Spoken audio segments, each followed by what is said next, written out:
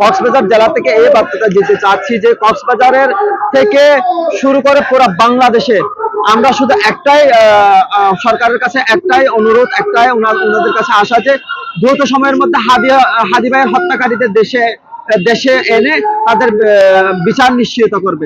এবং সাথে সাথে এটাও বলতে চাই, হাদি ভাই যে ইনসাফ প্রতিষ্ঠাতা করতে চেয়েছিলেন, আমরা সেই ইনসাফ আমরা করে যাব ইনশাল্লাহ।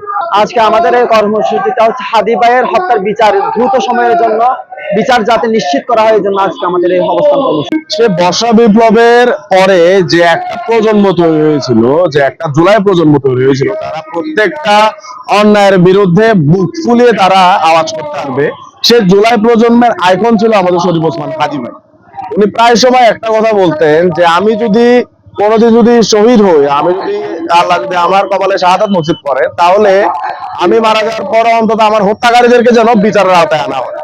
তো আমরা দেখতে পাচ্ছি যে আওয়ামী লীগের আমলে আমরা যখন মাটির 100 হাত নিচে থাকতাম, আমরা যেখানে থাকতাম প্রথমে আমাদেরকে সেদিক থেকে আমাদেরকে যেভাবে আমাদেরকে ধরে নিয়ে আসতে পারতো, কিন্তু এখন আমাদেরকে বিশ্বাস করানো হচ্ছে, বিশ্বাস করতে বাধ্য করা হচ্ছে যে দিনে দুপুরে শরীফ ওসমান হাদি ভাইকে গুলি করার পরে, মাথায় গুলি করার পরে সে হত্যাকারীরা নির্বিঘ্নে ভারতে পালিয়ে যায়।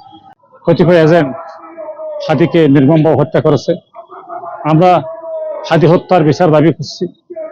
সেই দাবিতে আজকে আমরা অবস্থান গ্রহণ করেছি।